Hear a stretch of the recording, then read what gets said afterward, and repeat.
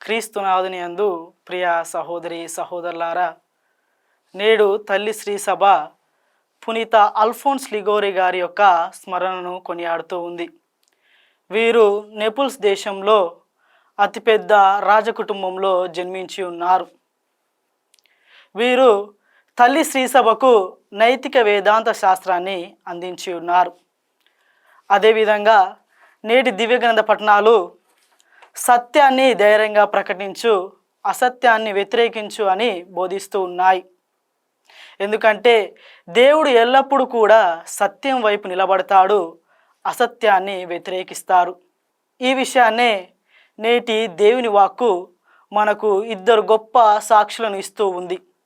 వారు ఇర్మియా ప్రవక్త మరియు పునీత బాప్తిస్మ యోహాన్ గారు. వీరు దేవుని యొక్క చిత్తాన్ని నెరవేర్చడానికి సత్యాన్ని ధైర్యంగా ప్రకటించి ఉన్నారు.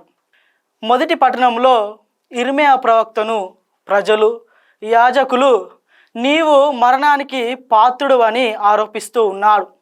కానీ ఇర్మియా ప్రవక్త వారి మాటలకు భయపడకుండా దేవుని యొక్క సందేశాన్ని వారికి తెలియజేసి ఉన్నాడు.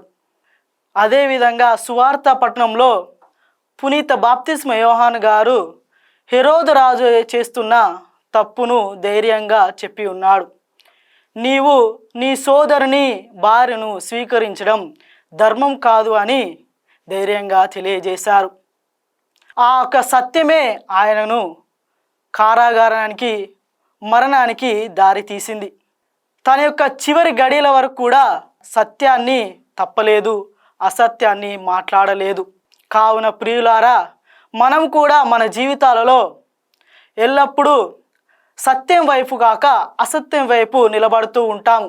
ఎందుకంటే మనం ఎప్పుడైతే సత్యం మాట్లాడతామో అపార్థాలకు, విమర్శలకు, ఒంటరితనానికి గురవుతామని భయపడుతూ ఉంటాము.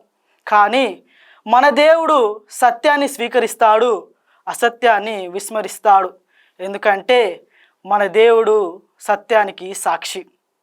కావున ప్రియులారా, దేవుని యొక్క రాజ్యాన్ని ప్రకటించడానికి, దేవుని యొక్క చిత్తం ప్రకారం జీవించే శక్తిని దయచేయమని, సత్యం ప్రకారం జీవించే ధైర్యాన్ని దయచేయమని ప్రార్థించుదాం. ఆమెన్.